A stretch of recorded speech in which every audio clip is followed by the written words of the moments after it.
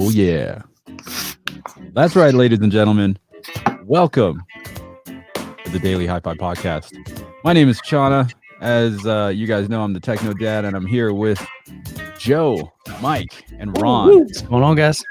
Hello, hello. What is up, everyone? Doing good, man. Doing good.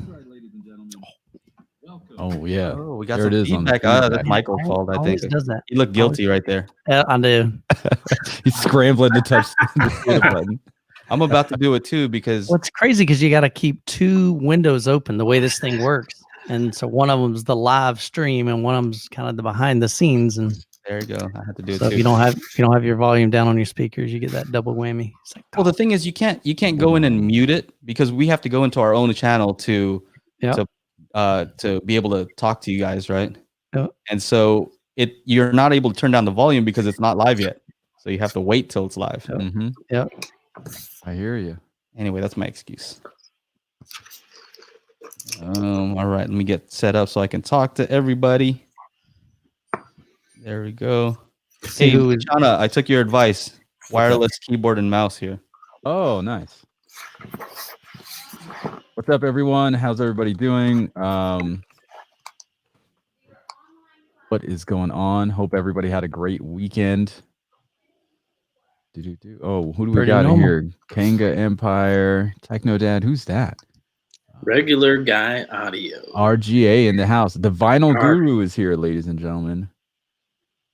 What's up? Hey, you know what we got to figure out is how to get the combined chat from all of our That'd be nice, channels man. all on the screen. That's what I we have need. it Yeah. here.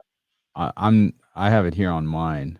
And what's funny is like in StreamYard, I have a little like down arrow by my name. I can actually just type for all of us. right. Oh, are you Yeah. serious? Yeah, so watch. we can all see the live comments. Look. We just can't. Look, Oh, it says wow. test Interesting. on all your things. Oh, what? You're replying Wow. for me. Nice. Thank you. That'd be good. Yeah. Hello all. And then I can change it obviously just to myself, but I had no idea it did that until. Oh, that's hilarious. That's Hey. awesome. But I'm just gonna change it to just me. That So makes if you sense. haven't noticed, guys, what we're trying to do is stream on all four of our channels at one time. Yeah. And so we're still this is our second week of doing that. So there's definitely some things that we're trying to figure out because on our end, like I know because Chana technically he's hosting this one, even though we're streaming it across all four of our platforms. He can I see comment. all the chat. Yeah, and you can comment and you see all the chats. We can too, but we can't comment. Mhm. We can only comment on our own channel. So so if you say something and it doesn't get our attention, yeah. It'll happen. It'll That's happen. right. That's We're right. trying to figure out a way to make it all work together, but you know. Hey, you know what I think would be a good idea is maybe we should make some notes of the timestamps. If somebody could take notes or something, so we don't have to do it later. Oh, yeah. Of like when we ask a new question. Anyway, just an idea. Anyway, Joe just volunteered to take notes, guys. That's what I heard. Joe, the I'm secretary. handling all kinds of stuff over here. I know it. Boom. All right. Got folks from all around the world. Glad to have you guys tonight, man. Gonna have some fun. Yeah, who do we Yeah, have in for the sure. in here? Obviously, we got all kinds of people in here. This is gonna be awesome. So, how you guys doing? First of all, that's most importantly. How's everybody doing? How's everybody feeling out there? How are you guys feeling? I thought it was funny today. I needed to start really evaluating those corn walls. And so my wife was like, "What do you need to do?" I'm like, "I just need to blast music for 3 hours in the living room." She's like, "Are you serious?" And I was like, "Yeah, that's pretty much That's awesome. because I usually do that stuff when she's at work, and obviously not working, like a lot of people. So it was just kind of funny. And then she needed to work out and needed to be in the living room, so she's just doing exercises with all this loud music. And she looks at me, she's like, "This is pretty loud." It's like, yeah. That's All right. awesome. Yes, it is. So that's me. What about you guys? What are you guys up to? Oh man. You guys go. You guys Yeah, go it took first. a lot of people already know this, and I appreciate all the comments on the community page here for NRD. But yeah, Sarah took a fall on her bike, and she hurt herself pretty bad. it was wild. It was a rough week, but she's on the mend. She's doing great, actually. So last week was a little gnarly here with the Bernays, but we're doing okay. What was our conversation? Watching the kids, that's like the hardest job ever. That's no joke. Whatever job that you think is hard, watching 3 kids. Yeah. In your case, my wife is a saint. Let me tell you. Yeah. Michael, what have you been up to, man? And I've been building a projector shelf. Dude, I am like the most least handyman in the world. And so I head up to Lowe's to get all the parts and components. And I just happened to run into a friend of mine that lives here in Plant City. And he said, hey, what you doing? I'll help you out. He's like, what are you doing? I said, I'm building a shelf for that projector. He's like, why didn't you call me? I'm like, I'm calling you. And so we went by his house, grabbed some tools, went by Lowe's, took some measurements at the house. So it was cool, man. So I saw some photos.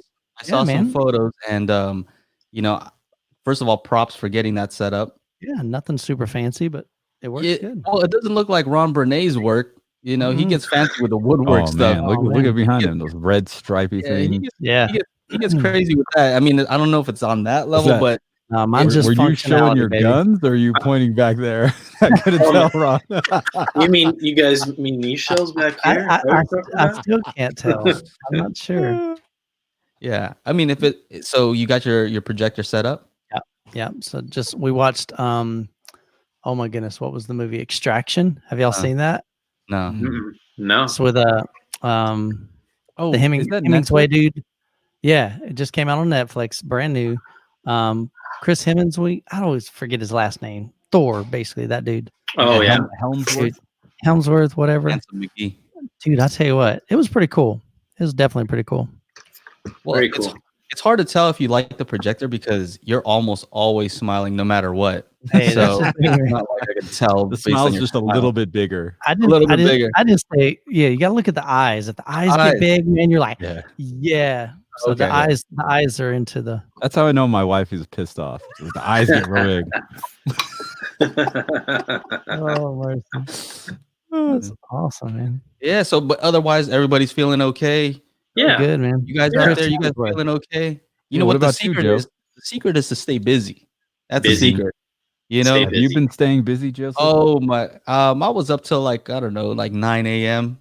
I know. I shot you a message at like noon. I'm like, oh, Joe's gonna get back to me at like 4, like right before the podcast because he was probably up. Sleepy. Yeah. 9 a.m. Yeah, almost every night. Just working hard.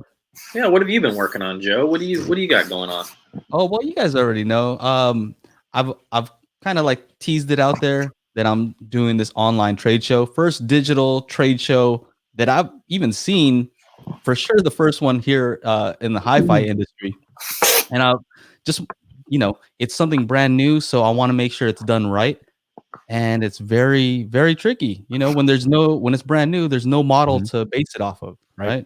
And so you're kind of making it up as you go. And so I'll be honest, it's very stressful because I've promised you guys that it's going to be awesome. I'm promising you guys that it's going to be awesome. And so I like to deliver on my promises, right? And if you know me, if you've ever watched any of my videos, when I put time and effort into a video, if I go crazy on it, it's going to look pretty good. Oh yeah. It's going to look good. So that's a thing. I want to make sure this looks good. I can tease a little something for you.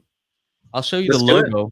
Let's check it out. I don't know if you have that on screen, Chana, but I had my designer come up with the logo. It's going to be called the Hi-Fi Summit.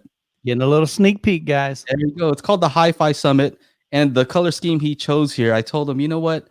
Our demographic is more the younger demographic. 35. I guess 35 is still younger when you're talking about hi-fi. Yeah, so I'm not young anymore. Well, 35 to 45, let's just say. You in there? Yep. Still not young. Oh, you're 44. Okay, Michael remembers those days. Yeah, I'm 44, so I'm okay. I'm still young. So you wanted to make it look clean, right? So he made it look a little mock-up here. So we wanted to make it look clean and new, but we also wanted it to kind of harken back to like the old school days, like the 70s. Like a lot of these people who are the owners of these companies, they might not be 35 to 45, and so we wanted to appeal to them and let them know, like, hey, remember the heyday of hi-fi in the 70s? You know, we could make that happen again, right? That's awesome. So we wanted to kind of do both, look new, exciting, but we wanted to Fresh. look old school also. So anyway, that's basically that. Yeah, I've shown you guys how the we got website. we got a deeper sneak peek. Yes. It looks sweet, guys. Yeah, you guys I got to think you look guys at are really gonna enjoy it. Yeah. And so right now, if you were to go to the hifisummit.com, right now you're just going to see a countdown. So right now we're looking at 59 days till the actual event. It's going to be a 5-day event. 59 days. That's very short period of time, you know, for a trade show. If you've ever been part of a trade show, you know that you know, you start promoting way before that. Mhm. So there's a special case right now because, you know, all the stuff that's going on. I decided to make this because a lot of the trade shows are being canceled. And so these companies have new products to promote. What are they going to do? You know, a lot of them don't have great social networks, or, you know, they don't have access to you guys because they're not used to talking to you guys on a regular basis, right? So they, you know, some of them have pretty decent Facebook following, but a lot of times some of these bigger companies don't have a lot of people on YouTube. And so we're going to make it easy for them to show their products. And I would love for all of you guys to be part of it and, you know, spread the word, join. Right now, it says buy tickets. You can't buy tickets yet. I'm thinking maybe in a day or two, that should be open to the public and you'll be able to buy tickets. I'm going to do a early bird special for you guys. And I wanted to just make it as inexpensive as possible, right? And for all the people who have always wanted to go to a trade show but couldn't because it's too far, they didn't want to travel for whatever reason. Well, I want to give you that, as much of that experience as possible, right? As close to Now's that your experience chance. as possible. So there's a few things we cannot do. All right. Here's what the website cannot do. You're not gonna be able to shake hands with some of these people. That's not gonna happen on the website. You know, Nope. an audio demo, you can't do an audio demo on a website, but pretty much everything else you can do, you can kind of replicate. And yeah, I've shown it to a few people. I've shown it to some potential competitors, right? So I'm talking about other people who might have been interested in doing something like this. And they're like, nope, and, we ain't doing that. Yeah, I showed We'll them let you take what care of it. I'm up to. They're like, all right, never mind. I'm good. They're like, we'll let you take care of that. I'll support you in what you're doing. So Yeah. that's how it is. That's how it is. Awesome. Really Joe's got High-Fi Joe's got Summit. a big vision for this, guys, and this is his heart behind this, and we're just helping, you know. So definitely it's going to be exciting. I shared with Joe kind of off camera that, you know, he's a visionary, and he's a dreamer, but he knows how to make those dreams come true, kind of thing. You know, it's not just like pie in the sky. It'd be great to do this. No, he comes up with an idea and he figures out a way to make it happen. So I'm pretty excited. I know these guys are excited as well. It's gonna be Oh, sweet. yeah. Oh, we got Oh, some yeah. crazy things in the works right now. See, Oh, my like, goodness. the thing is, ideas are one thing, right? A lot of people have ideas. Ideas are cool. You need to have ideas, but the other part of that is executing. Execution. And Yep. so that's why I've been spending so much time and, like, you know, taking naps in the middle of the day to get the minimal amount of sleep. I'm trying to sacrifice what I can to He's make this busting happen it. at this time. And Yep. so execution is where it's really at, and the ability to execute and the willingness to execute. That's where it's at. And so, you know, one of the things I'm excited about is Techno Dad. What are we talking about over here? Oh, man. So the show is what, 5 days? Is that right? It's gonna be June 5 days. Yeah. 26th to 30th.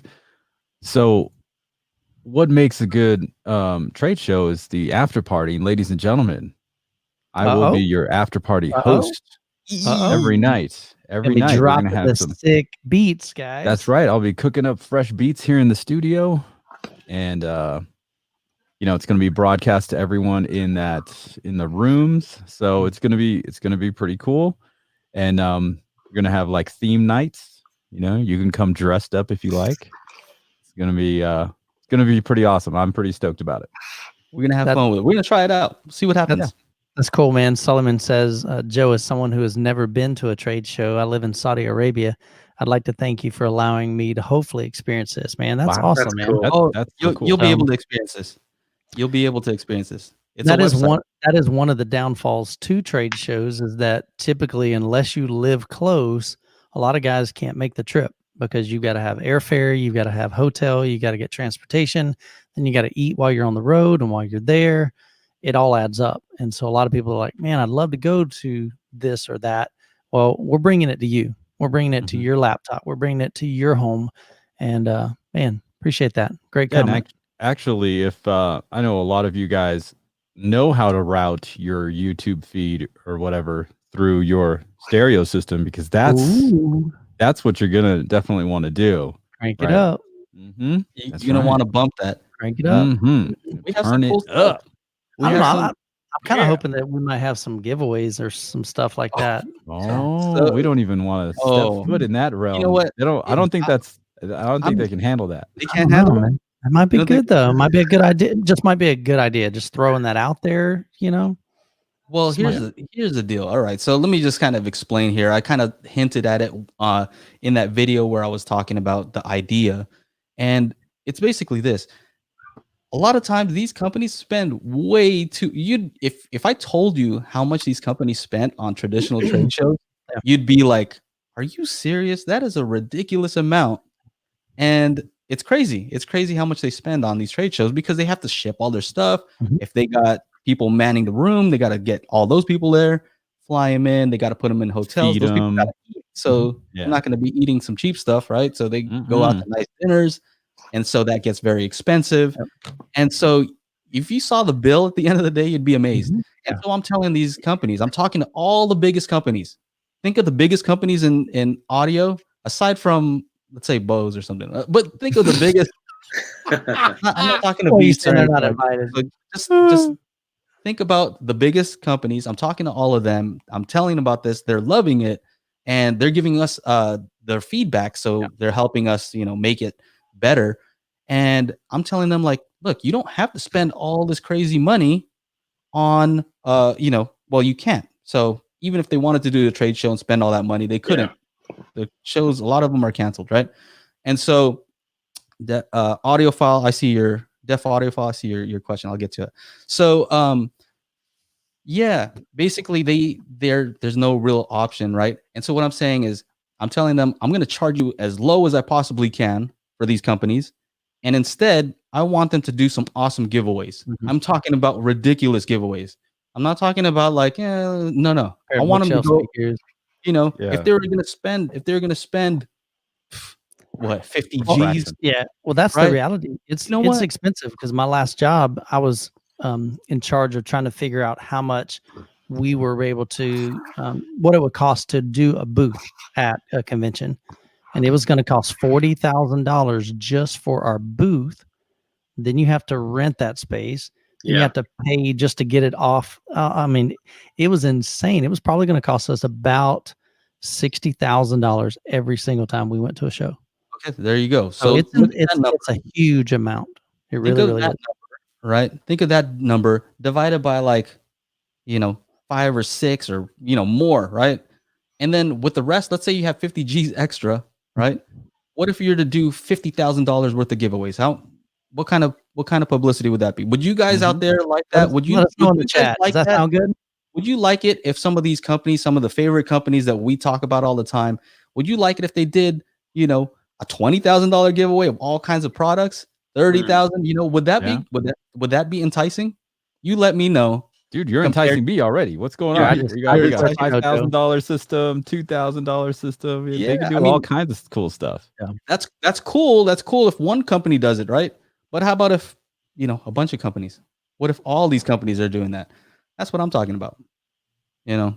So we'll see. And then we got Ron Bernay over here. So I'm gonna tap you to go and reach out to some of the higher end guys and let them know what's going on. You got it, man. You got my back on this? I got your back. Hey, Wilson. I got That's right, man.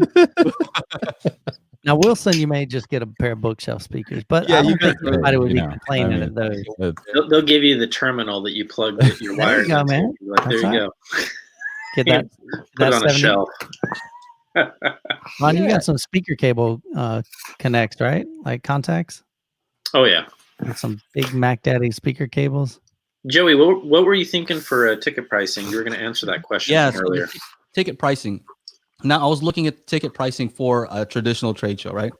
And I'm seeing like 24, 25 bucks for a day, right? Now here's the thing, what you have to understand is when you go to a trade show, it's not going to be 24 bucks and that's it, because how much is parking? 18 bucks for parking, Every day. right? Every single day that you're there. You got to eat too, so you got to pay for all that. So at the end of the day, you're not going to spend $24. So I'm thinking for a day, all right? So it's going to be 5 days. For a day, if it's 24 bucks, let's say if I just follow that same model, $24, right? But let's say if I make the 5-day pass 49 bucks, right? It's kind of a no-brainer, like 49 bucks for all 5 days. And maybe you know what I should do is I'm going to do an early bird special and make it so it's 24 bucks for the 5 days. If they sign up for like the first 30 within the first 30 days, let's say. Right? I'll make it just 25 bucks, $24 for all 5 days. Wow, that's less than $5 a day. It's fantastic. Less than your cup of coffee. Yes. So that's the plan. With the possibility of winning some sort of big prize, right? Well, I don't know. I mean, possibility. Fingers crossed. I want to win something. Can I win? So here's the trick is I need all you guys, everybody who's watching, I need you guys, right, to convince these companies that they should do it, right? But at the same time, I need the companies to do it so that I can show you guys, hey, this is what the actual giveaways are. So it's kind of hand in hand. I need everybody kind of work together on it. So it's a combined effort. Yeah, that's basically. I Cool will idea. show you right now. Pretty awesome. In the next few days, I'm going to open it up so you can buy your tickets. I'm going to have a demo on the website so you can see what's going on inside.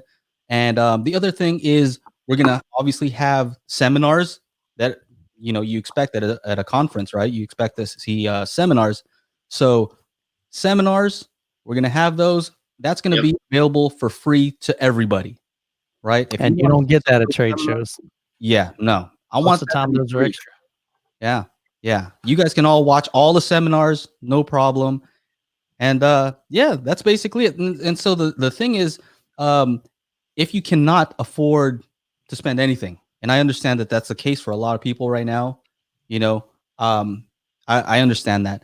And so if it's the case that you can't pay the $24 for, if you can't do that even, then after the show is over, I'm going to open up the website to everyone. So everything that you could have seen during the 5 days, you're going to be able to see it. Great idea. For a week or so. So there'll just be certain perks you won't, be able to access, like probably the giveaways. Yeah, that's the only thing, right? The giveaways are going to be limited time. So if all you want to do is be able to see all the new stuff, you'll be able to see it. So it's going to be free. The seminars are free during, right? And then after a week, it's going to be open to the general public anyway. So you have options. If you want to be there, if you're the type who wants to be there, somebody's saying booth babes and bikinis. I want to be there, man. We're going to have a live chat so you guys can all talk to each other and tell each other like, hey, make sure to check out this, make sure to check out that. It's going to be a great time. It's awesome. Very cool. Insane idea. I'm liking the comments. I'm going to have to go back and take a look at all you guys' comments over here. You guys have recommendations of people I need to reach out to. It would be awesome if you guys could reach out to them. Reach out. No, too, because send emails. Listen to you guys, right? They listen to I listen to my my followers. Yeah, absolutely. Your viewers. Yeah. My viewers. Yeah. Gotta listen to the viewers. Yeah. So anyway, that's all I got for you when it comes to that. And I will have something to show you. I got big meetings coming up with all these big companies. They're super excited, and so I know that we're on to something here.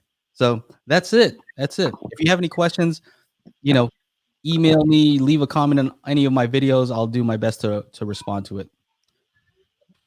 So anyway, aside from that, what else is going on here? I see a lot of stuff going on in the comments. I don't want to make the whole show about this.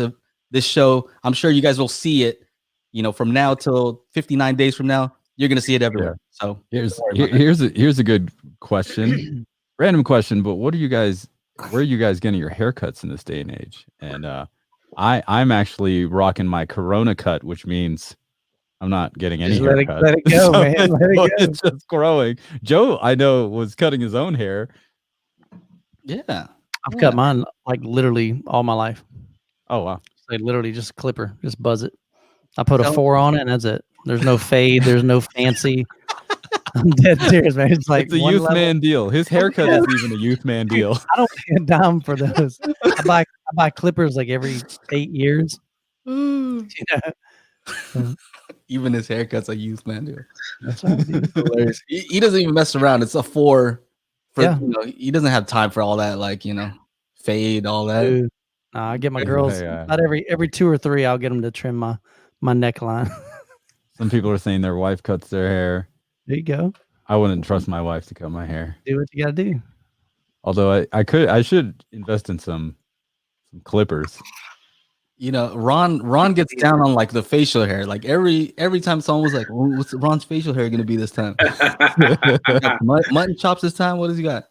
That's it. Got to keep people on their toes. I remember when before you had the kids, you had a pretty crazy long beard going on. Oh, bro, yeah, it was at least down to here. I looked like a homeless man reviewing hi-fi gear. It didn't make any sense. Well, you look like a typical audiophile, actually. Yeah. All you need exactly a homeless guy, right? Yeah, there's like a bird's Big nest in there, and yeah, it's crazy. Do we have any questions? We didn't come up with questions this time, so maybe what we can do is just answer questions from the chat and just leave it open. Sometimes or we could take more calls. We got 170 people watching on all 4 channels. Let's open up the phone lines, man. Let's just get this show rocking. How many did you say, channel? 170. Okay, I got 165 on my channel. Bring it in. We are all just not doing it right. Michael is the only one. Let's see here. Let me open up the phone line. Just replying to some of these comments. Boom. All right, phone line should be open. Let me put this. Oh man, I love that one. X748 says, "Get the Flowbee." Y'all remember that thing? The Flowbee? Oh heck yeah! Vacuum cleaner. When I was a teenager, my stepmom bought one and used it on my head. It was the goofiest thing in the world, man. Oh my god, that's awesome. It was crazy. Good concept, but it was just weird. You got a call, man? I'm ready. So I thought you had a call. No, I'll let you guys know. Gotcha. Let's see. Ooh. Okay. All right. Yeah, go ahead and call in, people. The number is on the screen. Call in, say what's up, ask a question, see what's going on. Yeah, of course you can ask questions in the comment section too, guys. Of course. Don't be shy. Don't be shy. Hey, Michael, how insanely loud is your system? I was kind of curious. Like, if you turn it up to pretty much the max without distortion, how loud is it? Yeah, I have just always told people your ears will give out before my speakers will. Yeah, literally. I mean, it's and Chana. I mean, Chana knows. Oh, sorry about that. Forgot. I put the camera at a different place now, so I'm not used to having it right there. Chana's got the Cornwall 4s. Dude, they're like 100 dB sensitive with 1 watt. You know, so if you get really cranking on them things, they'll get really loud really quick. Mm-hmm. Oh, I can imagine. Yeah. How about those subs though? What's that? I think I'm always smiling, man. Dude, I'm telling you, dude, you put 4 18s. That literally breaks my brain just thinking about that. 4 18s. Dude. I know what 4 12s sound like, but 4 18s? Yeah. And I used to think that, guys like that were that's like, oh, that's ridiculous. That's insane. And it is. You're now a guy like that. Well, here's the deal, though. You're that guy. I recently did a video on, is this overkill? No. You know, and we began to talk about just the concept. Is there such thing as having, you know, too much sub, too much amplifier? And the reality is, my thing is know if you have it dialed in. Mm. The problem comes is when you ever, you know, you see guys, I remember back in high school, I was into car audio, and guys would like just load up on subwoofers. They'd have like 4 15s in the back, and they'd be using the stock, you know, mid-range driver in their doors, and you Yeah. couldn't hear them for nothing. It's all about the That's bass. that's literally overkill. Okay. Yeah. But when you can balance it out, and I had a friend of mine help me out big time with the mini DSP using REW. We've got it dialed in, dude. It's it's smoking, man. It sounds really, really good. So, and the reality is you just get that really, really tight bass that you expect from sealed, but you get this massive impact that you find most of the time with ported subs because you've got so much surface area. And the subwoofers don't have to work hard. I'm like, these things are cruising along, you know? And So they're just moving a ton of air. Yeah. You know, so when you go have those really big dynamic shifts in a movie, and it goes from really quiet to like massive explosion. Did y'all see 1917? No, you know, I was trying to get the movie's terrible. I'll be honest, it was horrible. But I'm telling you, there's one scene at the beginning of that movie, man, and it's basically they're walking through kind of like this little cave area, and they hit this tripwire, dude. I've never jumped in my theater ever, and everybody that was in my theater room jumped. It was that stinking crazy, and it was the 418s, man. I mean, it literally will it'll move your intestines. Put it that way. Oh, it'll rearrange your organs. Well, I don't know if I like that. Yeah, I don't know.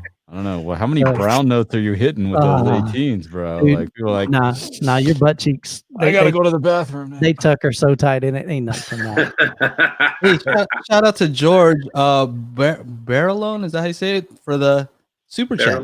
There you go. Appreciate it, brother. Thank you so much. Joe, someone says the phone is going to voicemail. Oh, it's going to voice.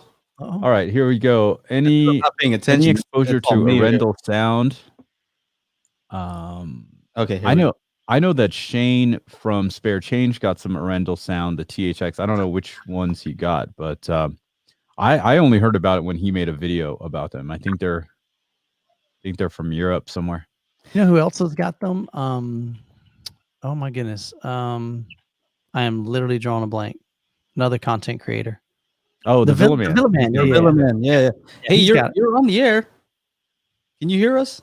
Oh, hey guys. Hey. Yeah, can you hear me? Hey, how you doing? Who's this? Good. Hey, my name is Juan. I'm a big fan of the show, guys. What's up, Juan? And big fan. I follow all of you guys and very much enjoy the content. Awesome, man. I wanted to get your thoughts around. Wanted to get your thoughts around IMAX Enhanced. So I was watching Jumanji the other day. I got the 4K Blu-ray disc for it, and I had the Denon 4500H receiver. Okay. So I was watching it in IMAX Enhanced, and one of the things I noticed is that I think when you have it turned on, it kind of messes with your crossover settings, or from what I've read. And I wanted to get kind of your thoughts around it. It sounded good, but I just wasn't sure if I should, if it's better for me to leave the crossover settings that I normally do with Odyssey versus letting the IMAX Enhanced kind of mess with the crossover settings. All right.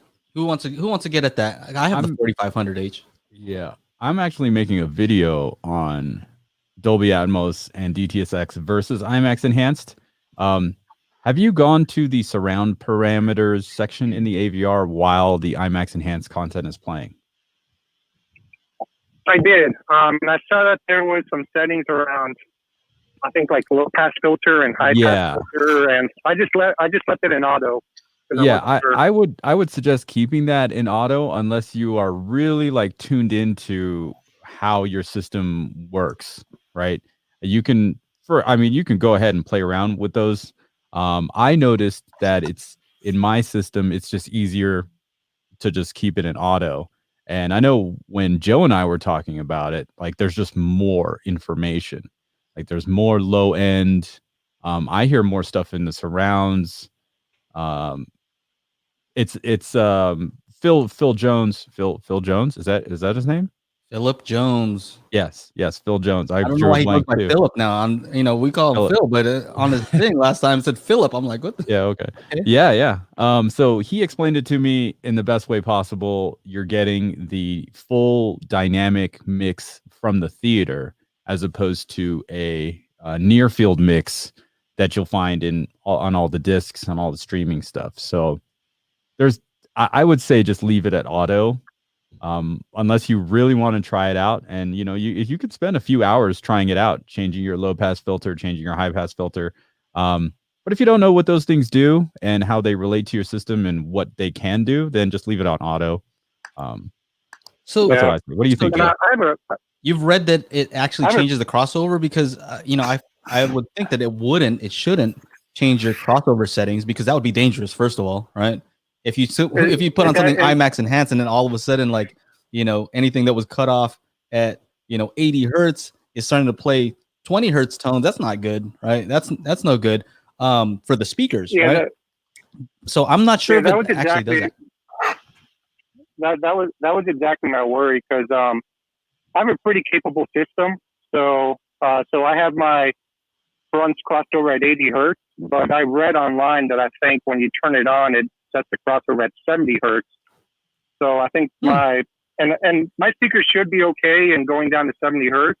Oh yeah. But it's kind of just that peace of mind knowing that it's not going to potentially damage your system if Odyssey is recommending one crossover setting and this changes it to something else. My guess is this is actually there's two parts of your AVR. There's the part that Denon, Marantz, and whoever, right? The part that they set, which is usually the crossover, the timing, the levels, that's set on their end, right? And so even something like Odyssey doesn't change. Well, it shouldn't change those things. Basically, I think maybe if I were to guess what they were saying is that the content is allowing it to go down to 70 hertz, but I would doubt that it would change that. I'm going to have to talk to Phil and those guys to see if that's true, but I don't think that it would change the crossover when you switch it to IMAX enhanced, right? That doesn't seem like something they would allow. What I did notice is that there is more bass coming out of the surround speakers when I'm playing something on IMAX enhanced. And so even if, let's say, I think mine are crossed over, they can go down to 60 hertz, something like that. And so most content that's going to go to those rear speakers usually doesn't even get down that low, right? It's actually pretty high up. And so I noticed that the IMAX stuff does allow stuff that is lower to go to the rear speakers, but I think it would be limited to whatever the crossover set to. The rest of the information that speaker can handle would go to your sub. That's my guess. I'm going to have to talk to Phil and confirm that, but I'm pretty sure. Excellent. Thank you. Would appreciate it. Yeah, for sure. And yeah, Phil's not hard to reach, actually. If you look up Phil Jones at Sound United, you can ask him directly too. I'm sure his information's out there. Yeah, I was watching the previous broadcast when he was on, and I think I was trying to ask a question in chat, but it just the comments went by so quick that I figured let me call in today instead and ask. Yeah, he Awesome, kind of put out his email too. that was pretty brave. He's awesome like that. Yeah. We got Spare Change in the house. Spare Change might know. If you don't follow him, he knows a lot about home theater too. So he might have an answer to that question too. I don't think he has IMAX enhanced. No? Depending on what processor he has in there. I don't even know if he has pants on.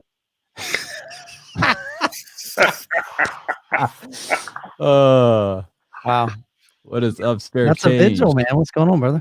Oh, Ron, did you see that about your playlist on screen? Yeah, I threw it out there. I took care of it. Cool. I'm ahead of the game. You the man. Well, hopefully that answers your question. Did you have any more questions? No, I think that's it for now. I'll keep listening in, and I'm sure if something else pops up, I'll dial back in. Thanks, guys. We'll follow up with you on that. So check back with us. I'm going to definitely give a call and see what's up. No problem. Thank you. All right. Hey, man, thanks for calling in. Have a good night. Bye. Yep. Thanks. You too. So Spare Change says I don't. I'm not sure if he's saying Pants. He's on pants. he doesn't use IMAX Enhance or if he doesn't Or have is it pants. the pants? Yeah, I'm thinking pants. How many of y'all think man. pants? That guy. That guy. He's a character. Too much. Yeah. Yeah. Oh yeah, Trinov. Yeah, he gets some fancy stuff over there. Oh yeah, he's got a We'll be Trinov jealous right now. to see Yeah, some, like super fancy stuff. I saw the microphone they use. It's like a 3D Yeah, it's kind of microphone. weird. Yeah. It's like got one thing here in the middle, and it's got like 4 surrounding it. It's like, Have you seen that, what is Ron? all that? No, is it a like a VR mic, like one of those 360-degree mics? Is that what it is? No, it looks I like would a imagine, but Probe that aliens use, man. It's yeah, like yeah, like to pull your Um, eye out or something. It's like all weird. it's pretty wild. Huh. Yeah, Interesting. it's totally different than anything I've seen. That's cool. Shane over there at Spare Change says speakers should be full range with IMAX Enhance. When IMAX Enhance is engaged, lol, no pants too. Well, there it is. I'm wondering if that means that it'll automatically assume that all your speakers are full range, because that would be crazy. I'm gonna have to find out. So so with IMAX, it's 2 full range speakers and then a center channel is how like a traditional IMAX theater is built. So you don't have anything in the surrounds. So what Phil was telling me at CES last year was that IMAX Enhance is going to take your setup, whether it's 5.1.4, 7.2.2, whatever it is, and try to use the Atmos and the height channels to just mimic to full range speakers. That's what it's supposed to do. It's supposed to mimic that feeling. That's crazy. So we're kind of going back to like fewer channels. Yeah, Taking all the channels that you have in your home and then setting it up so it's like Ron's 2-channel. yes, very big, very Speakers are loud. Big, huge 2-channel setup. Yep. There's a question there that says, Youthman, is it true that HDR10 plus format is dying? I don't think so. I mean, I haven't heard anything. I mean, I'm definitely not there. Oh. Everything's gonna die eventually. Somebody know? jumped off the HDR10 Plus bandwagon recently. I saw an article really? on it. I'm not sure if it was Panasonic or Mhm. Samsung. I think Samsung's still on it. I think Panasonic was the one that dropped off. I don't know. I could be wrong. Or it could be one of the content creators, one of the production houses. Mhm. So I mean, Dolby Atmos will be dying. I mean, everything's dying. It's just a matter of how quickly is it going to die out. So, Hey, do you guys? I got a question for you guys, for you fellas. sure. Do you have like an audiophile hi-fi playlist that you guys always play when you get like a brand new pair of speakers in that you're just like, I'm gonna just run through every single one of these songs? Do you guys have? Of course. It's I called have a Audiophile two-channel. playlist on Tidal. it's called 2-channel audio. Cool. Yeah, I was just curious. What did you I ran Go ahead. I ran through a bunch today, actually. My playlist is about 3.5 hours. So Yeah. like I was saying earlier, I was bumping those corn walls, and like my wife was just in the master bedroom like, you're just gonna listen to music for 3 hours. I'm like, yes, I'm working. This is work. That's your job. So yeah. And then I actually have a second playlist of new music. Somebody asked in the chat, I forget where and who it is, but they asked, do you guys have music you go back to, or are you guys always looking for new music? Me as a DJ, I did see that, yeah.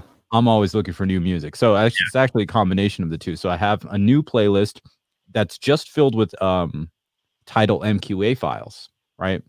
And I call it the March Tunes 2020. There's going to be an April Tunes 2020 and everything that's new. And I just got an email from Tidal saying they added a whole new bunch of MQAs.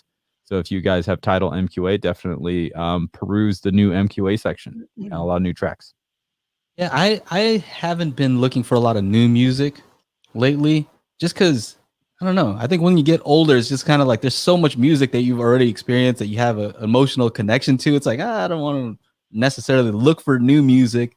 Techno Dad, you're my go-to guy for new music. Actually, on Saturday when you do your live stream, you kind of show me some new stuff on there, so that's kind of cool. But for the most part, I've been trying to discover old stuff, right? So think about from like, whatever, whenever they were able to start recording audio. When Michael was a kid, right? Yeah. There's probably some pretty good music from then to now, right? And at least now I can go back and try to rediscover some of those. And yeah, so I've been kind of listening to old music that I didn't know about. That's cool. You know, stuff like that. There was another question. Speaking of that, yes, I do have an audiophile playlist that I run through. Just because I'm kind of calibrated to those songs, I know how things should sound on average, right? Where stuff should be, and so I can tell if a speaker is doing something or not. But I was talking to Chana about what he was going to do as far as DJing for the Hi-Fi Summit, and I was thinking, you know what would be cool? Chana, do you want to tell him about the idea of the playlist? Like doing a seminar. Oh yeah. So I was gonna do a seminar. So like we talked about theme nights, BDSM and no. Wait, What is that? No. Just totally kidding. I'm like typing, and I'm like, Ron, I just want to make sure you guys are listening. yeah. do something like this too, because this is awesome. Check out this idea. So we were talking about different nights gonna have different music, be hip hop night, electronic night, or whatever. And I was thinking, well, I could even do like a hi-fi night where that could be the first night where I just go through hi-fi tracks and what to listen for. And of course, you guys would be piping that into your sound system and listening on your speakers. So that would be a cool way to expose you guys to tracks that I use when I'm evaluating speakers and headphones. And of course, since it is interactive, you guys can also suggest them. I can play them, depending on how many people have suggestions and stuff. So that's also another cool situation we're trying to think of to get this Hi-Fi Summit popping off in a way that like no other audio trade show has done before. Yeah, think about it, right? Think about it. So Chana, you have a pretty crazy setup going directly into YouTube. The way you stream is direct. It's not like you're not recording speakers and then playing that. It's the direct direct from Tidal. Yeah. Right. And so, of course, there's going to be some loss because YouTube compression. There's you can't get around deny that. Yeah. But for the most part, it might be good enough for you to be able to hear certain things, right? Oh yeah. If it's hitting a certain bass note, you'll be able to hear bass, right? The compression is not going to ruin the bass completely. So he'll play a track and say, hey, check out the bass note when it hits right here. If you don't hear that on your speakers, well, maybe it's time to upgrade to some bigger speakers. You need some bigger speakers, right? And so I thought that might be interesting. Or if he says, hey, you know what? Notice how this thing is panned to the left. It's right over there. And if you're listening on your speakers and it's panned to the right, well, you might have your stuff switched. Yeah. You see what I'm saying? So it's an interesting way to check stuff out together. It's not perfect, but I think it's pretty good. I think that's better than what we have now. Definitely. So that's interesting. Ron, I'm kind of curious to hear, like, if I were to run through your playlist and say, like, all right, I'm going to play this track. This is what I'm listening for right here, right now in this section. And I want to know if I can hear it on my speakers. Yeah. I mean, I have a lot of fun with it, and I actually enjoy it. And it's something that we don't talk about enough. Here we are always talking about equipment and stuff like that. And I enjoy talking about this kind of stuff where it's like, not too long ago, I was out on a bike ride, and Joey, you just started up chatting with us on Facebook. We talk, all the time, and you're just like, hey man, give me like a song that's like crazy with like, I think you're looking for drums or what sounds like in the room or whatever. And man, my wheels started spinning, and I was like, oh, there's so many out there. And it's just fun. It's fun to just have a playlist of audiophile treats that you just fire up every now and then. Yeah. You just snack on them as you want, man. Snack on them. During quarantine. Exactly. Might be interesting. I think people are trying to call and I'm not paying attention. I apologize if you've tried to call. I'm looking now. All right. Boom. So is the Tidal Hi-Fi worth to $20 a month? That's gonna depend on you. I've tried Tidal and Qobuz, and I think that Qobuz for me, I don't have all the stuff to unwrap and do all the stuff for the MQA stuff. So I don't know if I'm getting the best possible quality when I'm using Tidal versus Qobuz is just, you don't have to have anything special. So I like that, but Qobuz didn't seem to have as many tracks. So there's some stuff missing. And Yeah. if they can figure that part out, I'm all about it. I totally agree. Yeah. We're getting another call here. Oh, missed it. Oh, by the way, Rob E, I did play the WOT song bought by Captain Sensible. I did. It was like one of the last few that I got in there. The other question I saw up there was the PB 2000 Pro. Mm-hmm. I'm interested in something like that. Getting two of those because right now I'm rocking the SB 3000. I'm kind of curious. Two ported. Might change it up over here. Yeah. Okay, we got a call here. All right, you are on the air. What's your name? Hi, my name is Timmy. Hi, Timmy. Hi. Hi, I watch you with my dad all the time. I was wondering what your favorite type of speaker is. Your favorite sound system? Oh, that's a tough one. Favorite speakers. Yeah. Favorite speakers. All right, favorite speakers. Let's just go for it. We got it. Are you talking for music or movies?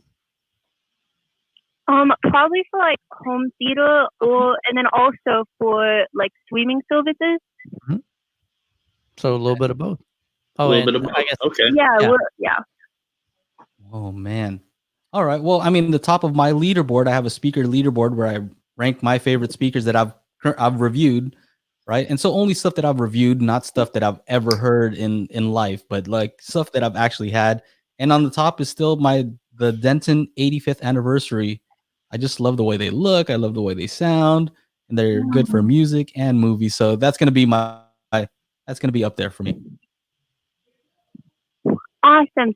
Thanks for answering my question. Yeah. No problem. How about Chana? What do you got? And Ron? I just switched from the Klipsch to the Martin Logan, and that's kind of where I'm at. I like the Martin Logans. I like the electrostats. It's a pain to find that center image though in my room because it's not ideal, but it took me about an hour. I'm not kidding you, but once I had that done, it sounded perfect. So I like the Martin Logans, and they're the electrostatic loudspeaker is what they call those. How about you, Ron? Well, my favorite speakers I think of all time are from a company called MBL.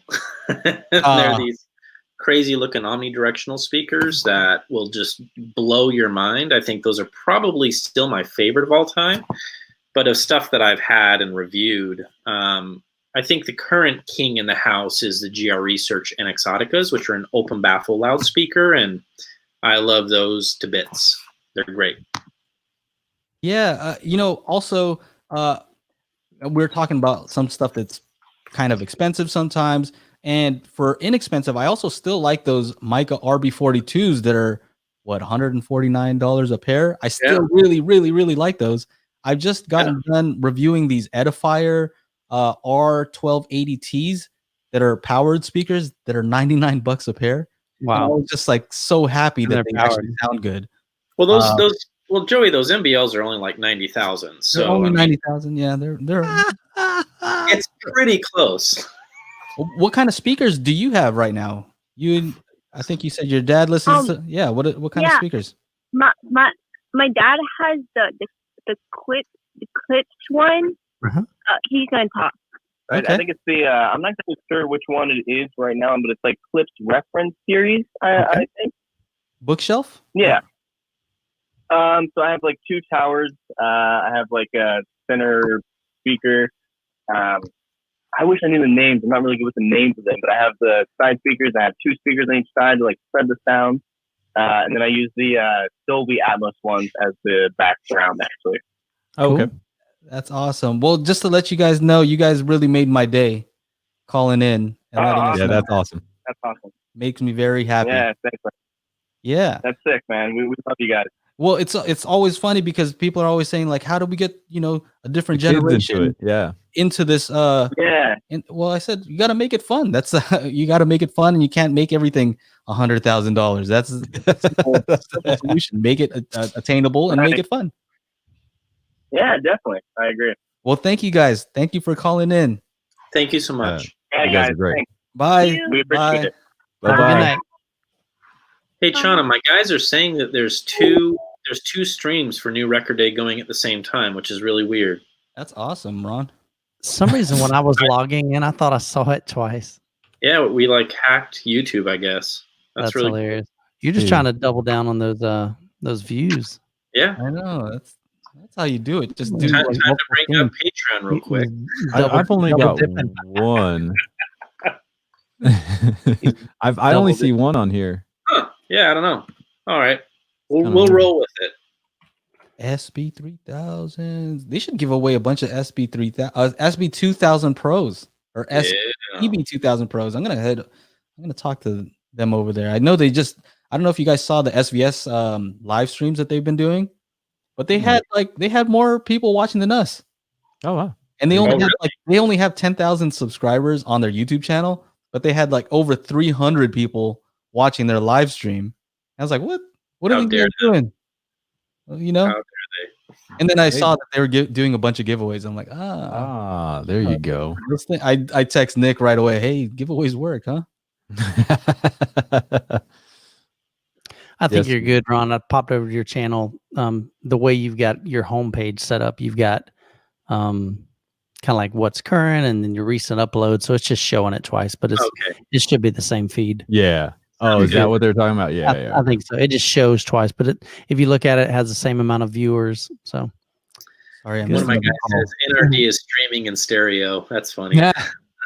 There it is. That's NRD 4.0. Exactly. Exactly. Okay, here we go. I see the problem. The ringer was off. Here we go. There you go. There we go. You are on the air. What's your name? And what do you want to talk about? My name is Abe. What's going on, It's Abe? also known as the X748.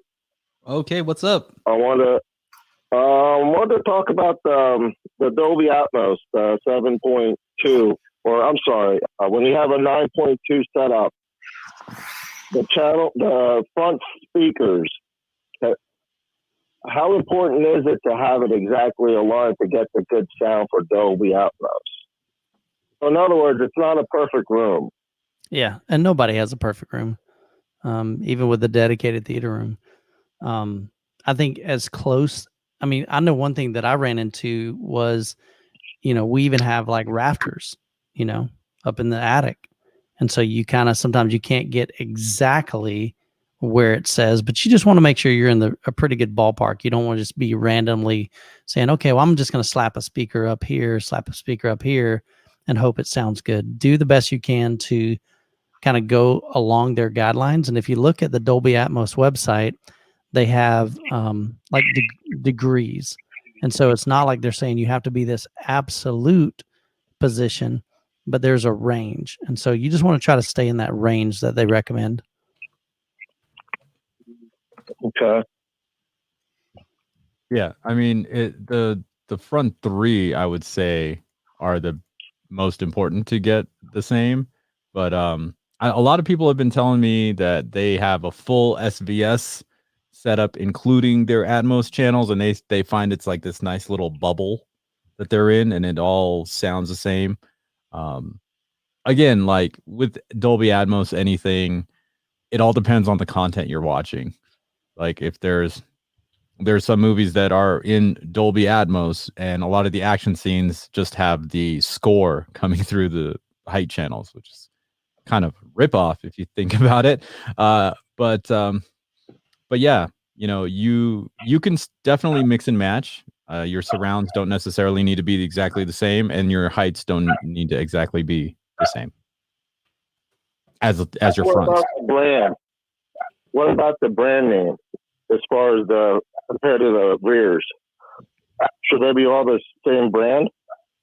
If you can, yes. I was just literally talking to somebody earlier today. They called me and they were talking about how, they just found a really, really, really good deal on a pair of Atmos speakers, but they weren't the same brand as, their floor level speakers. And I told them that's totally fine. Ideally, if you can get all the same brand and even better in all the same series, of course, that would be better. But the reality is our ears face forward. And so that's what your ears are going to hear the most. They're used to hearing sound in front of us, stuff behind you, stuff above you. is kind of like peripheral vision, you know, for your hearing. And so it's just not as important to have the same exact, you know, the closer you can, you know, like I said, the better kind of enveloping sound you're going to get and the more natural it's going to sound. But it's not going to be like you have 3 different brand of speakers for your front, you know, sound stage. That would just be really, really obvious to your ears. That's not going to work well. Okay. And that would be good for music as well. For, you mean you're like your Atmos? Yeah, for playing music, for like 2-channel audio. Well, yeah. I mean, well, for 2-channel audio, you're going to want to have the same exact speakers.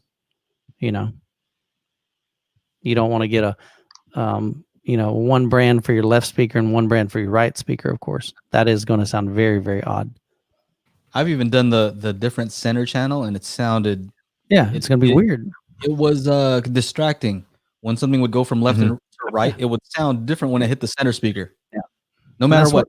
After I ran Odyssey, it still wasn't perfect. So yeah, definitely. And that's what they call timbre match, or some people call it timbre match. You just want to have that same.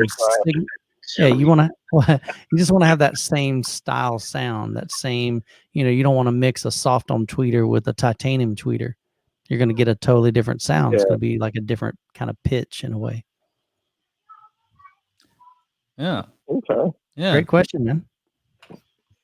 Well, thank you. Thanks for taking my question. Yeah. Absolutely, man. Appreciate you calling in. Take care. Yep, you too. Thank you. Bye-bye. There we go. Yeah, I have the ringer on, so yeah, I'm gonna miss your call now. It's on now. It's on. Right. It's on. It's on. What other questions are we missing in here? Hey, Ron, Tristan says Ron loves taking speakers apart like dissecting a frog in high school. It's true, I do. He's the hi-fi scientist over there. Got another call here. How you doing? You're on the air. Wow. Hey. Yes, what's your name? What's happening, man? What's going on? Well, this is George Baroloni. I did a super chat a little while ago with the Arundel speakers. Awesome, man. How are you, George?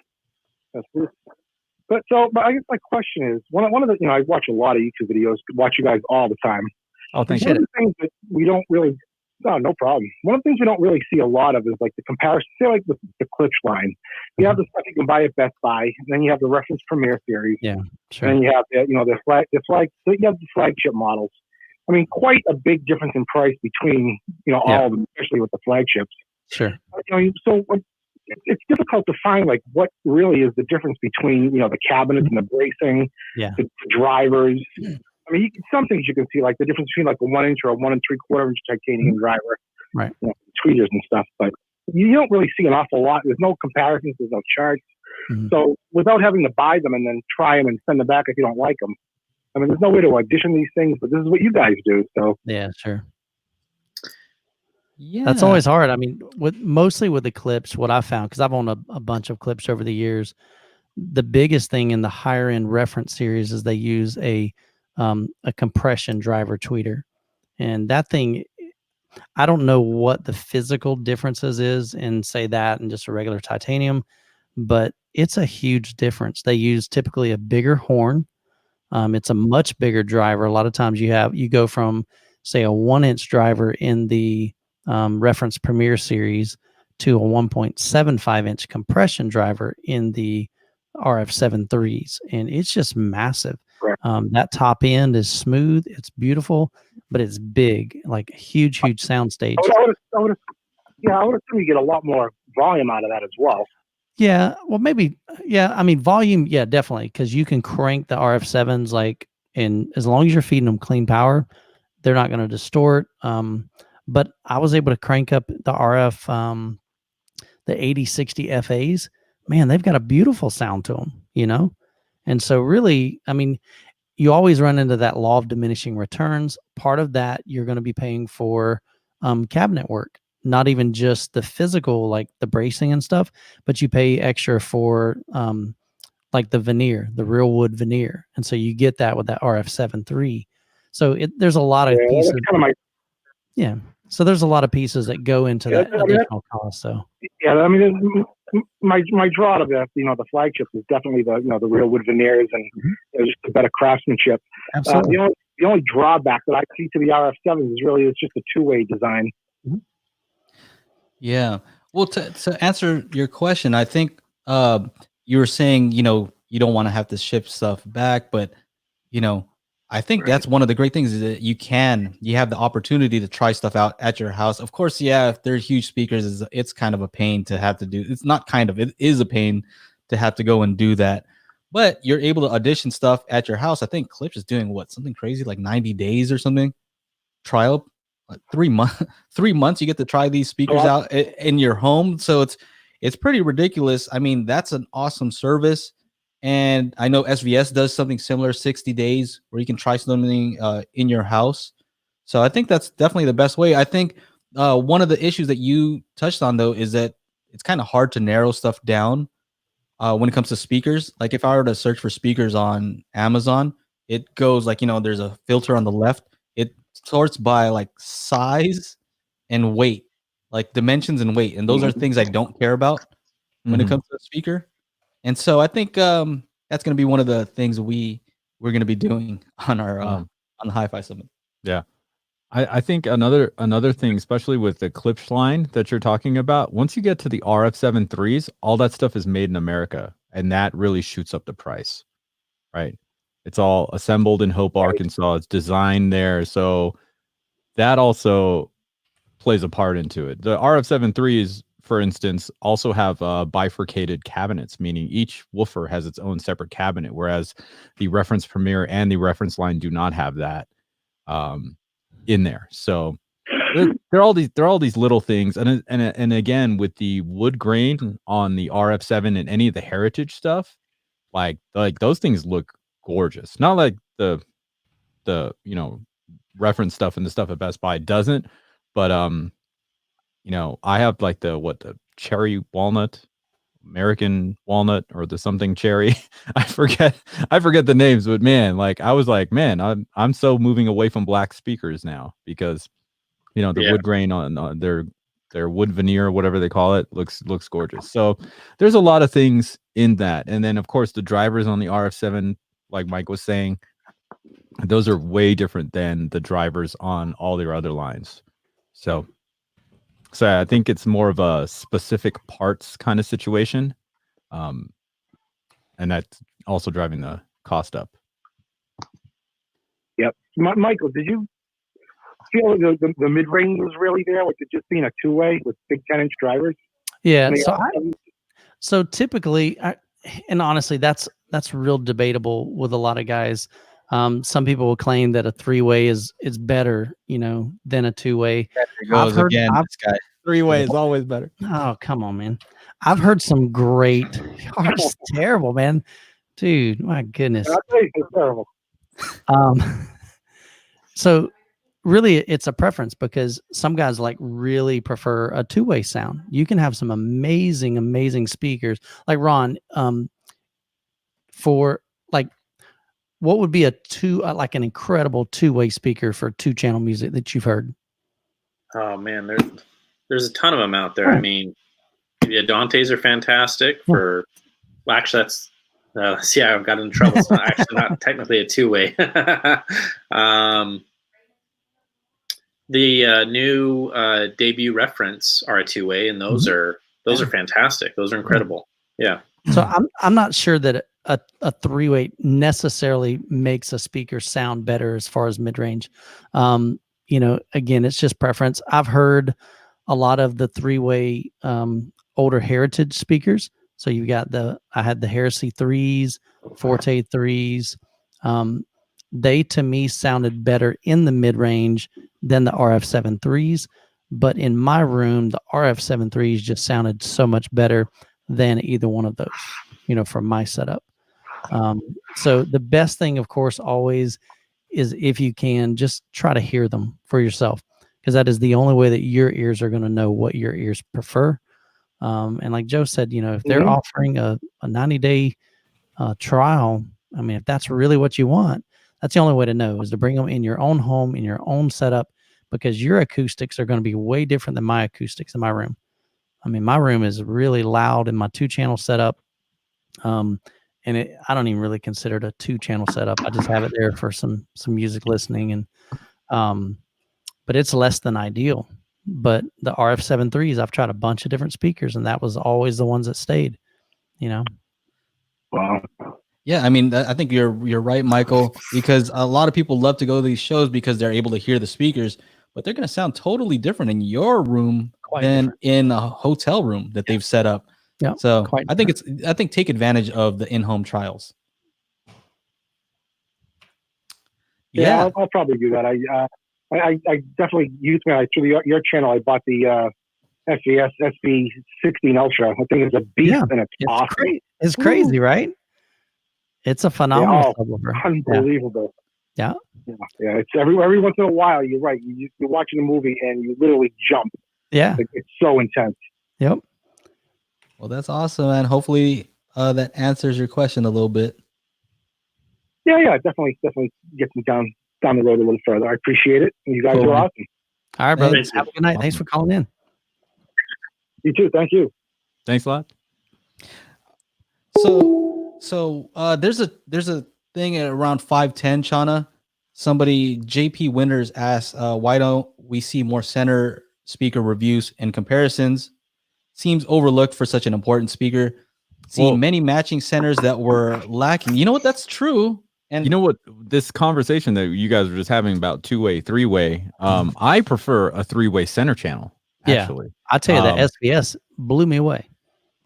I got a center channel right here. The Ultra Center? The Ultra. I think it sounds Which one better is that, Joe? Triangle Bro. Yeah, these were everybody's hyping up these triangle speakers, so they said, "Hey, you want to check them out?" I'm like, "Yeah," and let me check out the center channel too. There you go. Because everybody's already done, the BR03s, Bro 3s. Look at that. So send me a center channel. Let me see how it sounds in a home theater situation. Is that a 2-way or a 3-way? This is a 2-way. 2-way. Yeah.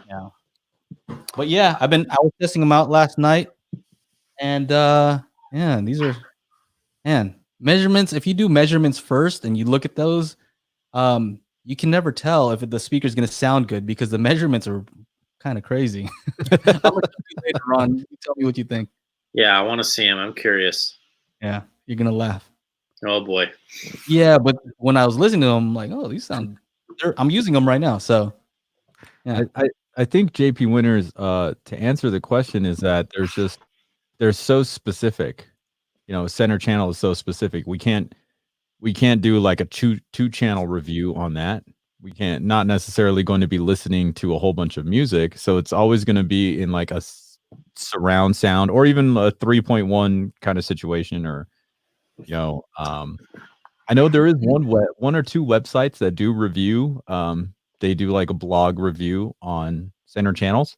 I think it's called the centerchannelzone.com or something like that. Wow. Dedicated, huh? Yeah, like totally. Because I only know about it because they reached out to me after I did a couple of reviews on center channels for Clips, and they wanted to incorporate my video into their review as well. So that's the only reason I know about it. But otherwise, I would have no clue. But there are some sites about it. But you're right. I don't see. I remember I was asking SVS to send me their Prime Center and their Ultra Center so I can compare them, but that never panned out. So, yeah. And that makes sense. That reviewing a center channel makes sense because, for example, I've reviewed those inexpensive Pioneer Andrew Jones speakers, the BS22 LRs, SP BS22 LRs, and the floor centers, the FS52s, and I like them both. And a lot of people are trying to build a home theater around that. And one of the comments that I always see is that the center channel is weak on it. Like all the speakers are good, but the center channel doesn't really match the rest of the speakers. Like performance-wise. I think that happens once in a while where you assume that it's just going to be the same. But sometimes the center channel is just not as good for whatever reason. So it's interesting. Good question here. Byron B says, everybody says that shows are not for listening and auditioning gear. So if that's the case, what is the purpose of attending hi-fi shows? Ooh, let's say hi. Community is a big part of it. Yeah. Meeting up with everybody, right? So we were excited for Expono to just hang out with everybody, have dinners with each other, have some drinks if you're into that. Yeah. You know, that's all fun. I think it is still exciting to be able to listen to so many different brands. You just can't go into it thinking, okay, I'm going to get an absolute amazing understanding of what this speaker sounds like in a hotel room, you know? Yeah. I think it's a good place to like say like just to kind of narrow things down. Hey, I kind of like these ones. I kind of like those ones. I kind of like these ones. So these are Yeah. if I had to like pick 4 that I would want to try in my home. Sure. I it's a great good place way to to do audience in, but not like critically listen because they're the rooms.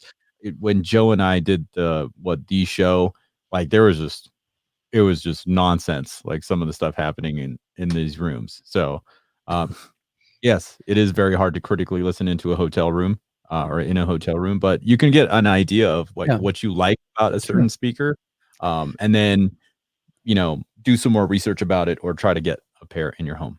And I think even being able to see them in person too. I mean, there's a benefit and there's a value there, Mhm. you know, because how many times have you ever bought something and you're like, man, I thought these were big, but I had no idea they were that big, you know, whether it's a big subwoofer or that big massive center channel, you're like, holy crap, how am I going to fit that in the cabinet? That's You know, true. so being able to see that firsthand, I think there's some value to that too. And you get the chance to see that finish and, you know, the craftsmanship of it, you know, other than just what you see online. So With there's the definitely a benefit there.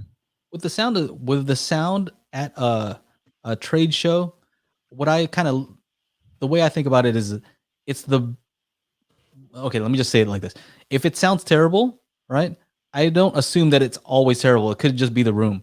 Right. But if it sounds really good, it at least lets me know that it's possible to have them sound that good, right? It might not sound as good in my room, but it's possible for them to sound as good as they did at that event. Does that make sense? Mhm. Like it's kind of setting the upper limit more than I don't know. I don't know what I'm saying. You kind of get the idea though, right? There's times where good speakers can sound really bad at a show. It's all about the setup. It's all But- about the setup. Joe's $150 speakers, or it was a $250 setup, amplifier and 2 speakers, sounded a lot better than the $10,000 big cabinet horn washing machine size speakers You didn't going like for those. $10,000. So like, setup is definitely like 60% of the game. Yeah, you can have some great speakers and have them set up poorly and they'll sound bad. But it doesn't mean the speakers are bad. That's what I'm saying. All right. So we're at hour 17. We have a few more questions in the chat. Am I ignoring I'm ignoring the calls again. Here we go. All right. There we go. You're on the air. What's going on? Hello there. Hey, Hello. what's up? What's your name? My name is Carlos. What's up, Hey, Carlos? Carlos, what's happening, man? Hey, what's up? I just have a question. My question is, it's a thing that I want to see if you guys want to review a speaker. It's for Dolby Atmos. All right. It's a Polk Audio. It's a OMW3. I sent a message to Techno that about this speaker, which is it seems like they're gonna be good for Atmos. Let me check them out. Hold on He's one gonna second. check them let out me right put here. let me Yeah. put them on the Is screen it like here. an up-firing speaker? No, it's like kind of like an elevation. I had the elevation Okay. since they came Okay. out, Gotcha. and it had kind of the same kind of. These guys. Yeah.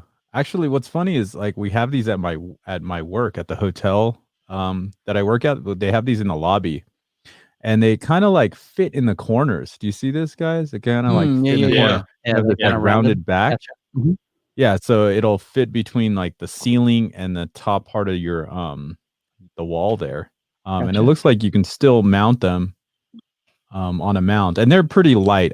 They're looking at them size wise. I see them at work all the time. They look pretty light. So yeah, So- I would definitely check those out. Is your question whether those would be good for Atmos height? No. My question is if you guys can review it to see. I just barely got those today. Mhm. Like I said, I have the elevation ones, but I wanted. I'm using mine. It's like a height. So I want to try to use this one fire down from the ceiling, because I don't want to make a hole on my ceiling. You know, it's I think it's the best way to do it, and it seemed like a pretty good. I haven't tried them yet, but I guess for the price also it can be a good option for a lot of people. Yeah. What are they running for price? Like too. Yeah. What are these? Oh, 200? No. I think they're about. Oh. Yeah. Actually, I got mine used. I had to pay for 70. I mean, we're like 100 and something for 4 speakers at Amazon, but the regular price is not that bad for, you know. I know a lot of people looking for Atmos speakers, and it seemed like a good option for it.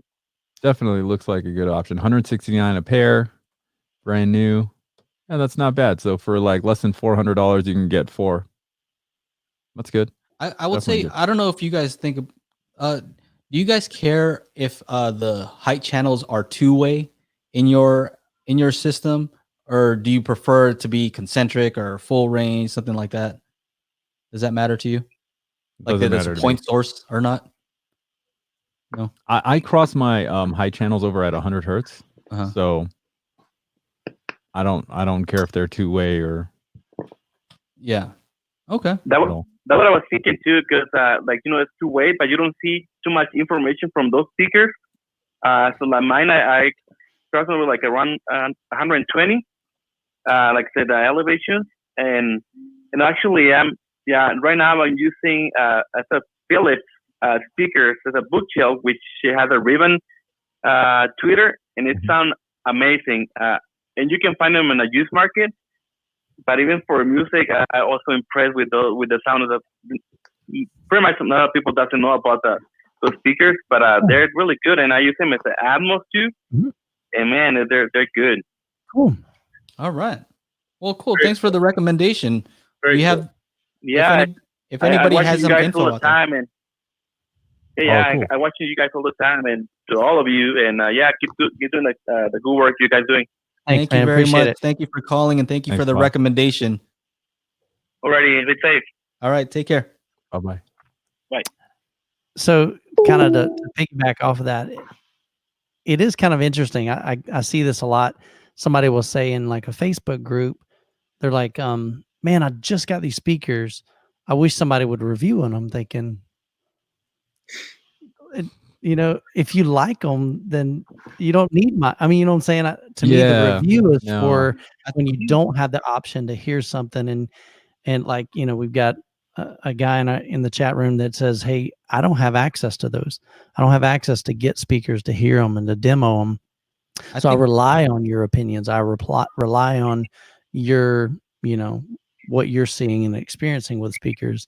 But I just always find that kind of interesting when somebody says, hey, you should review them. You know, I think it's just that a lot of times somebody will find something that they think is awesome and they want to share it with others. So yeah. Hello? By the way, hey, you're on the air. What's going on?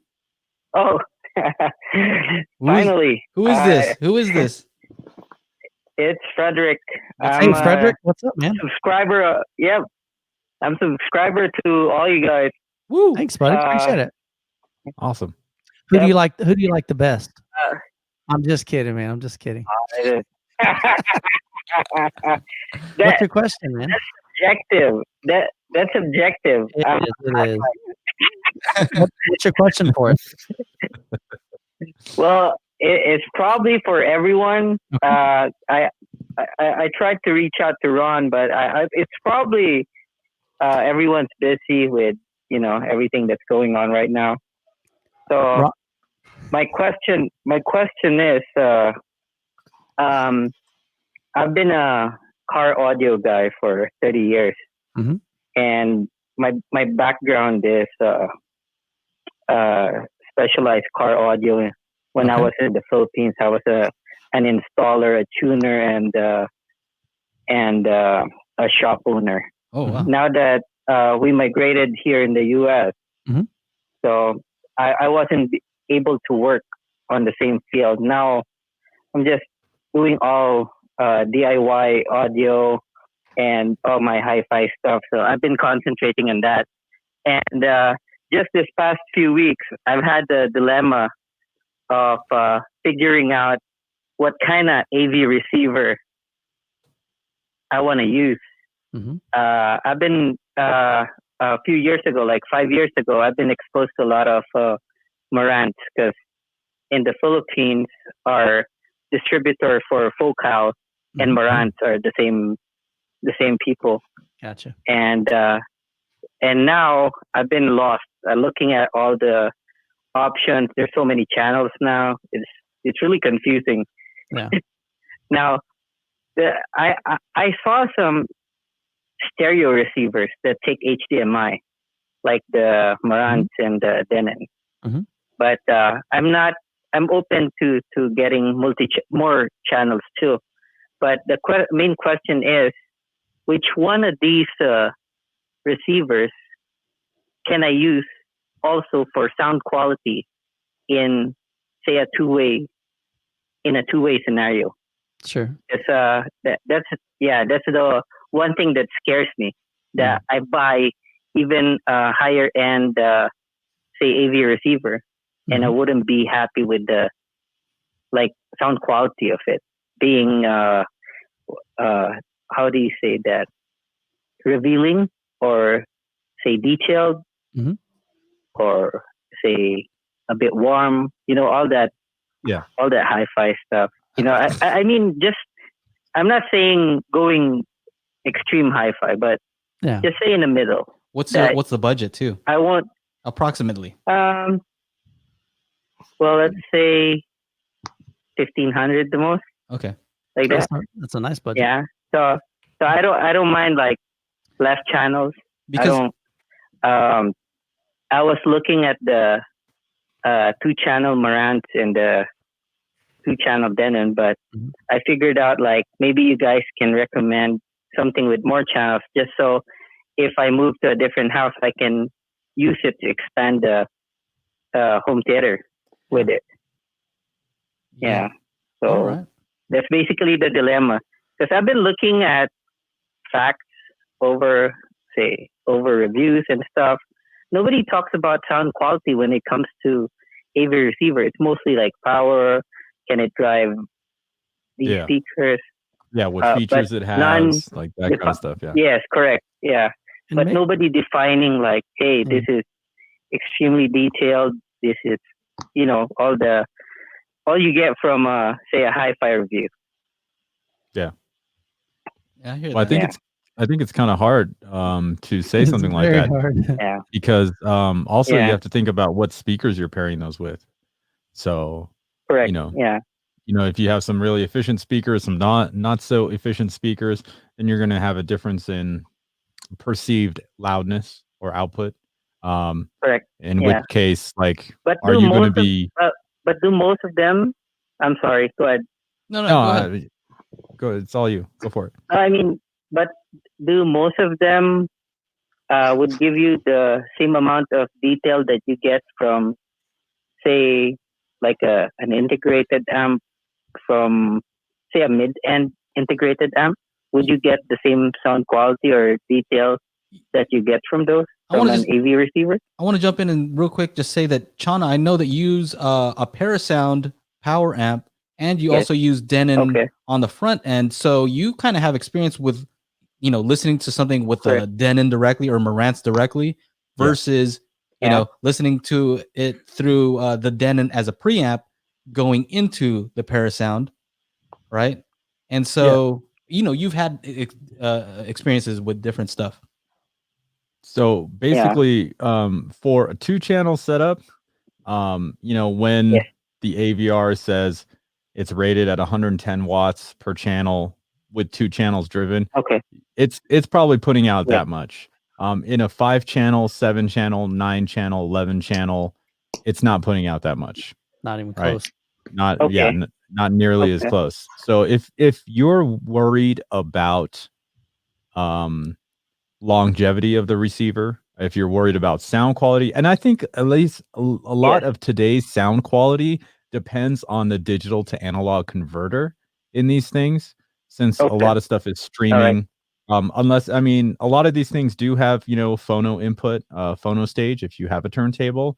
You mentioned Marantz, and I think the Marantz SR6014, the SR6014, That's a Yeah. good one in the like $1,400-$1,500 price range, where it'll process 11 channels, it'll power 9, so you have room to grow. It has all the new Pre-outs. yeah, and it has pre-outs, and it also has I wouldn't call it a pre-in, but it has a 7.2 channel input as well. So if you have like a hi-fi disc player like the Oppo UDP 205 that has 7.2 output, Yes. pre-out, that'll go feed right into the Marantz. And that's one of the things that Marantz and Denon are different. Even they're under the same Sound United umbrella.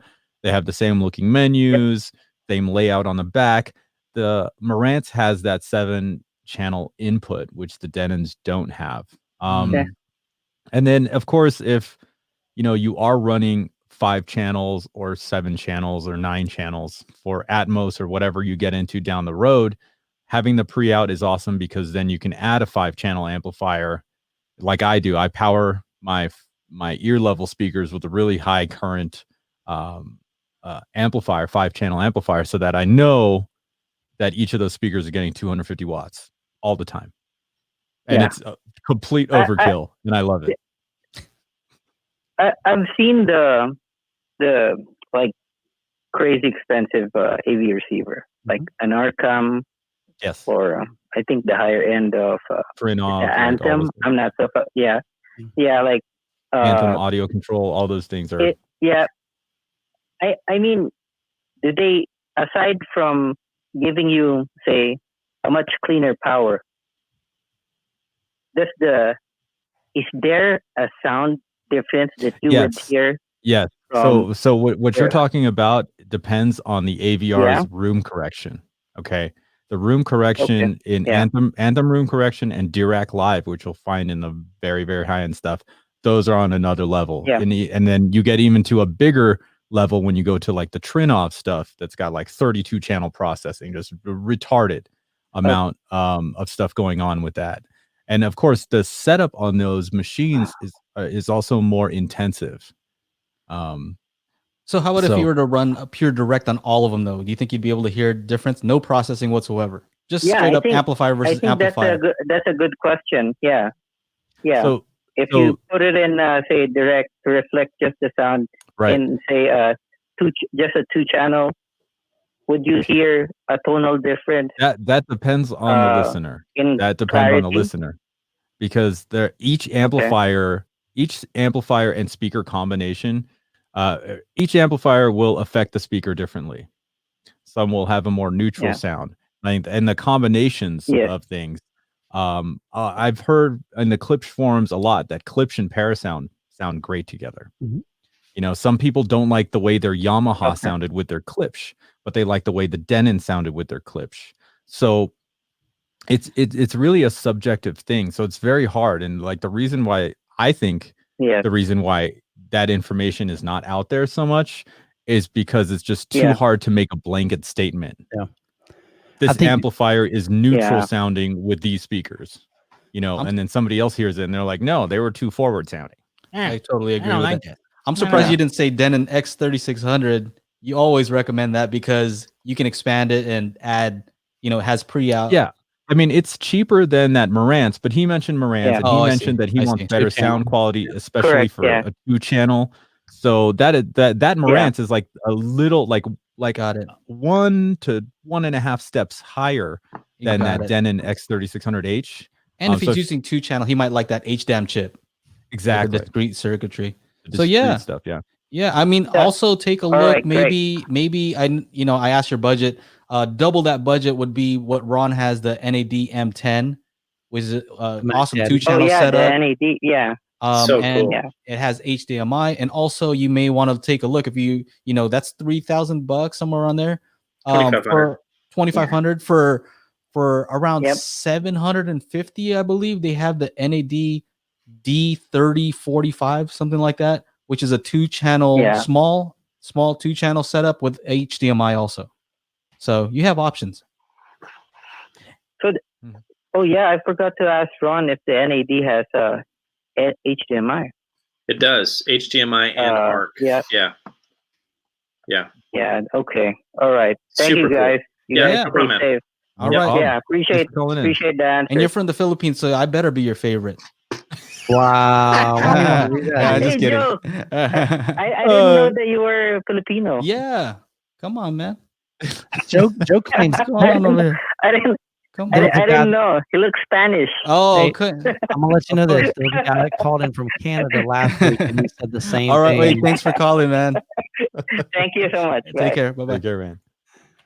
Oh goodness, That man. was great. I think that'll be the last call for today. Yeah. Here's a quick question. It's kind of a question. Somebody was talking about variable ohms on like the Martin Logans. I just figured it'd be easier to talk about it than it would be to try to type that out. Most speakers have like a variable, like a nominal rating. Nominal So- impedance. Yeah. which basically, hang on a second, I'm about to cough. It's basically saying, okay, it's going to average there, but just realize that there's no speaker that's going to always play, like at 8 ohms. I mean, basically when you hook up, say for instance, an amplifier and you're cranking, some really low bass frequencies, it's going to drop the impedance load on the, so for example, like I know the RF73s for the clips, they're 8 ohm nominal, but they'll get down to about 2.6 ohms. And so it's requiring a lot of power from your amplifier. So, but they were just kind of wondering, do you see the comment there, guys? Which one? No, do you have a timestamp or no? Nah. So I know when you go to the Martin Logan website here, let's just go there. Yeah, Dan They Donna. do something that kind of is a little bit confusing. Yeah, he said it's Where is it? compatible. It's compatible Yeah. with 4, 6, or 8 ohm rated amplifiers. Well, the reality is, like I said, you've got a nominal impedance, so that's going to change. So let's just go to, here we go. Boom. Man. You guys are seeing this, right? Yeah. Okay. So if we go into specs here, specs/literature, here's where it's confusing. It's a 6 ohm speaker compatible with 4, 6, or 8 ohm rated amplifiers. Right. Okay. So that I'm not sure if that's really the main thing, but that can be confusing because even I was like, why do they put that there? Right. Like if I didn't know much about ohms, I'd be like, what? I don't know. Well, I think what they're trying to happening. say is like they don't want somebody buying or looking at an amplifier and go, well, my amplifiers says it's rated at 4 ohms, so therefore I can't buy the Martin Logan speakers because they Sure. don't match. So I think they're just trying to say, hey, look, we'll play with just about anything, Yeah. Yeah. They're just trying to avoid the confusion. Yeah. Yeah. Ron, you have one more question, right? I don't know if you saw it over there, but they were asking about the Adantes. They said, Well- Wonderboy asked, are the Adantes long gone and how are the debut reference so far? Yeah, so Adantes are long gone. I think there was another question that we missed that somebody kept asking, which was basically why? Why is that? And the reality is we don't know. We don't have that kind of inside information. I don't know if it was a marketing thing or they just who knows? We'd be guessing, so let's not guess. Adantes are gone, and the debut reference so far, I got the floor standers, which is kind of fun to be able to review. They're excellent. I'm totally digging them. Really nice sounding loudspeaker for sure. So I have the bookshelves and the center channel. Once I'm done with the Klipsch K horns, I'm gonna rock the front stage. See how that's gonna roll. Nice. Hey, we're over on time, guys. yeah, But I I'm hope ready you to guys. eat dinner. Yeah, I'm ready to go do some stuff too. So I hope all of you guys enjoyed this episode. Every Monday, we make it happen. Hey, Chana, do you have the link to the Hi-Fi Summit? Maybe we can throw that up at the end for these guys. I know that was a question that popped up. Yeah, you guys are gonna see a lot of that. Right now, it's just the countdown, but it'll be opened up in the next few days. So keep checking. We'll back. ramp it up. Yeah. Keep checking back. Yeah, there. I just dropped it in the chat. Actually, let's do it for all destinations, ladies and gentlemen. Here it is. Hi-Fi Summit. Yeah, Boom. thanks for hanging out with us. Definitely appreciate everybody. Stay safe. Definitely. Stay safe, everyone. Oh, yeah. Ladies and gentlemen, thank you so much for tuning in to the Daily Hi-Fi Podcast.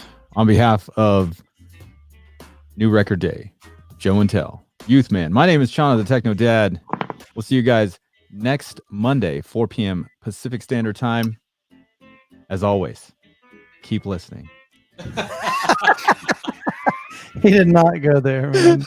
Oh, I didn't even know what I was going to say, and then all of a sudden, there it is. See you guys later. Have a good one. Peace.